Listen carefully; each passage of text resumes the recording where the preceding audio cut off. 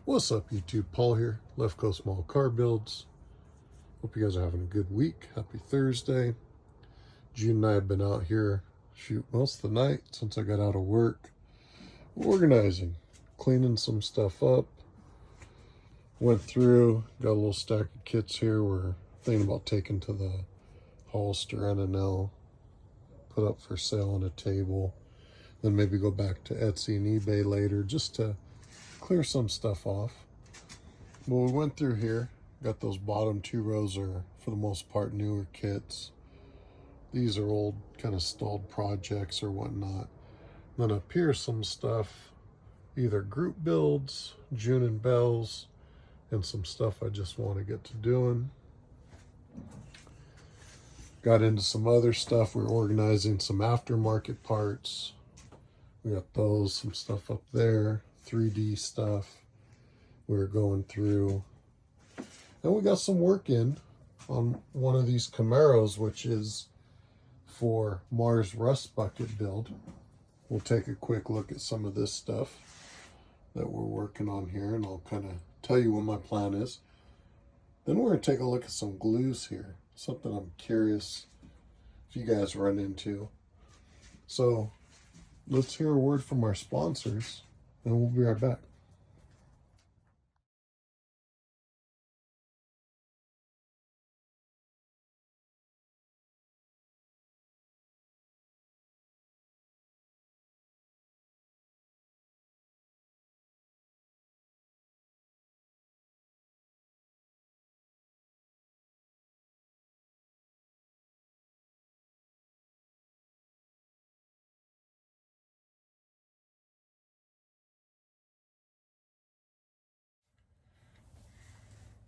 Hey, what's up, everybody?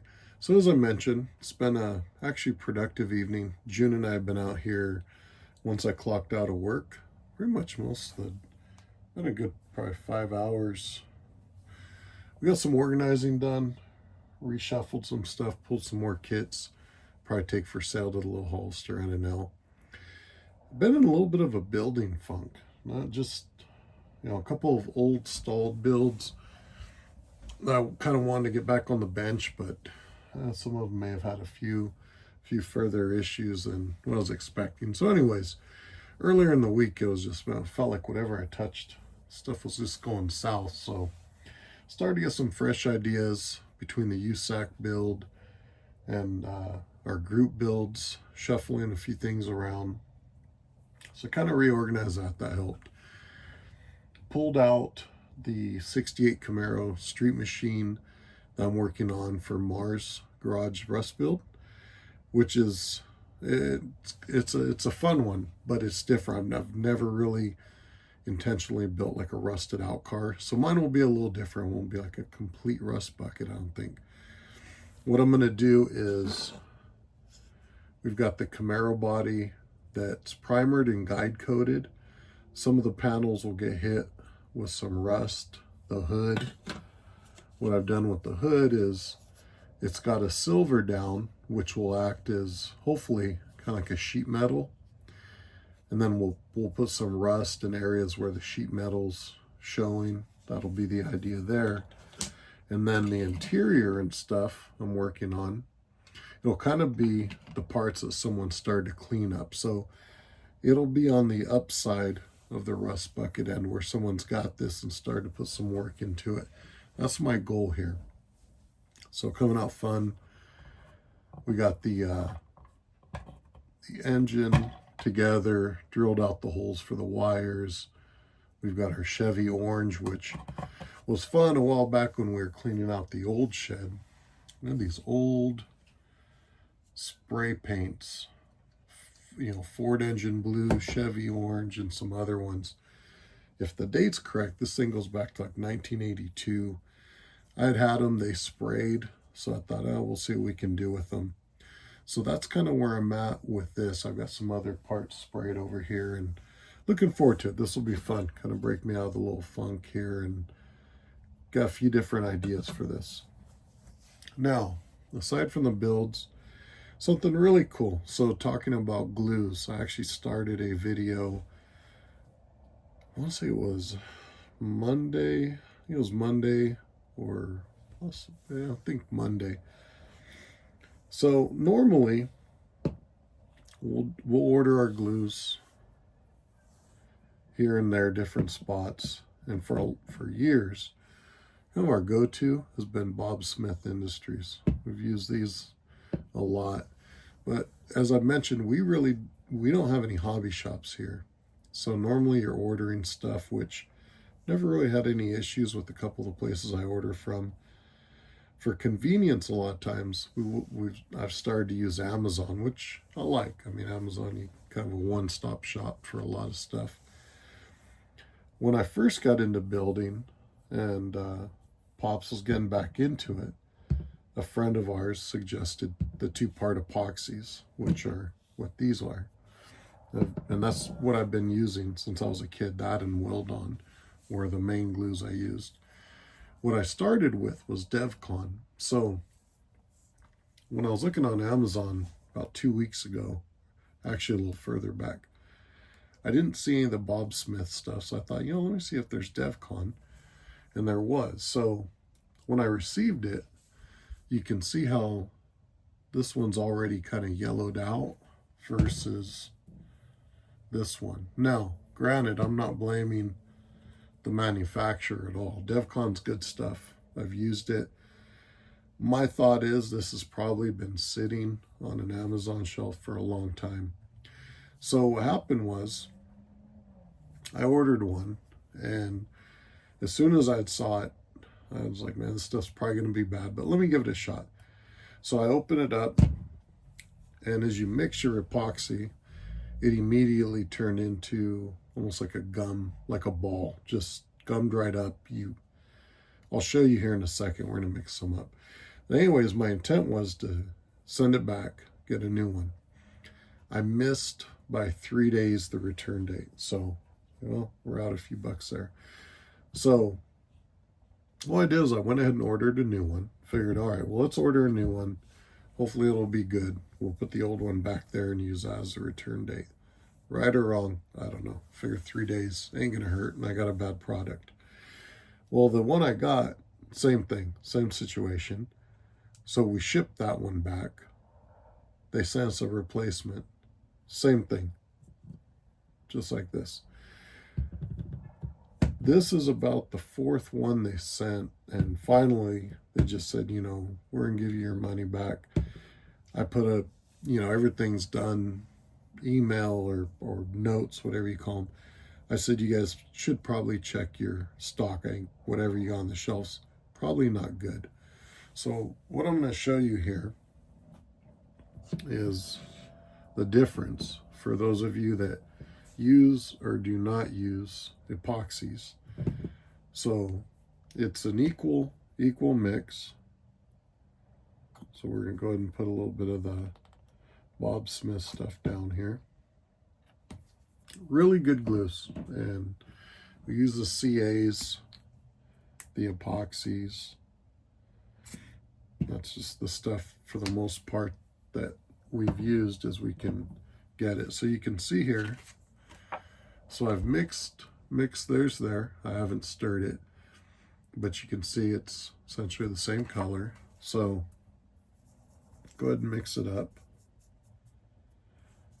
And let's see here.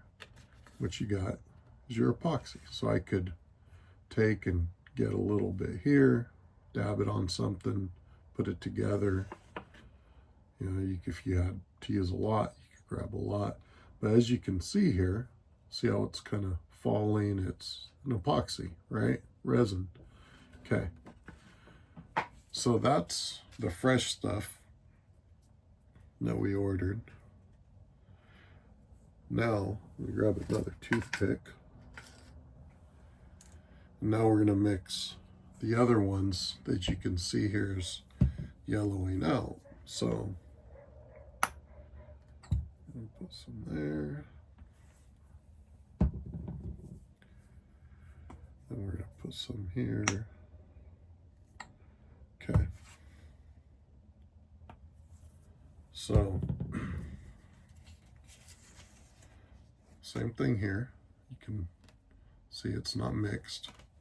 Now, as I mix this, assuming it does what it's been, it's a lot thicker, and it's almost like it's hardening as you're mixing it, and it's turning, it's like it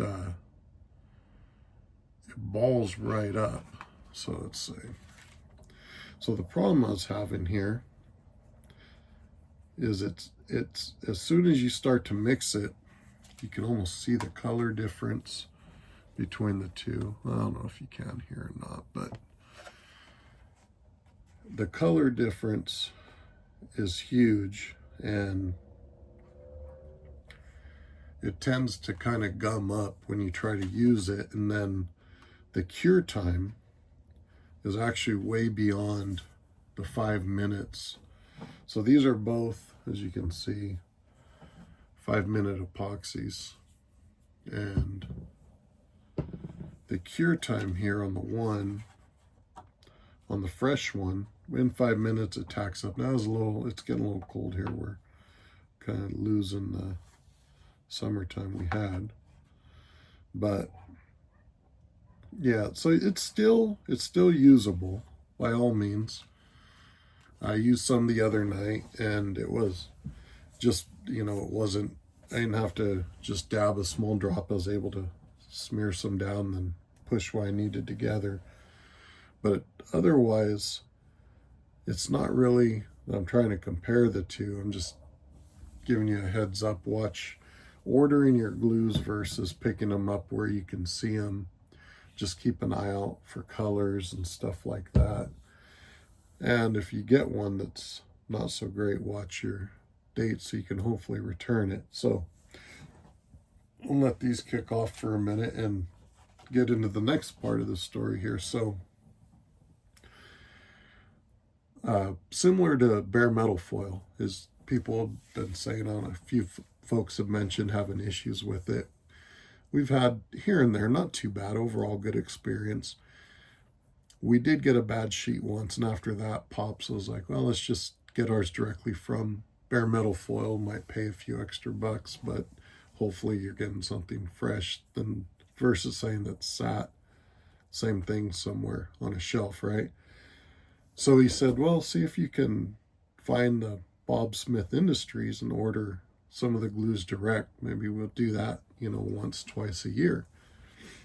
Well, come to find out, BSI, they're just down here in Paso Robles. So me being in Salinas, it's about 90 miles south of me.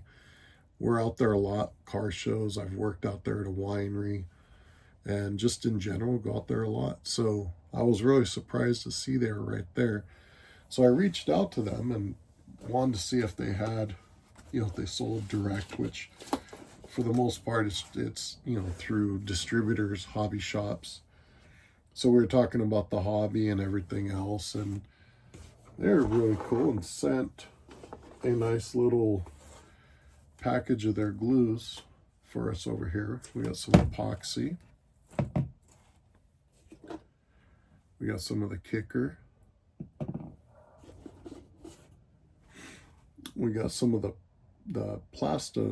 what they call Plasticure,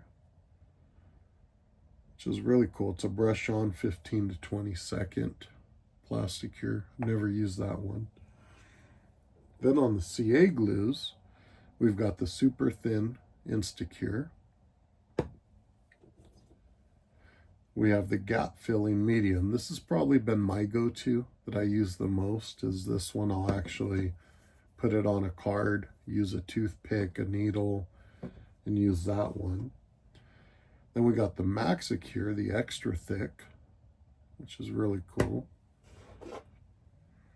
Then we got some of the remover, the Uncure, which that'll definitely come in handy.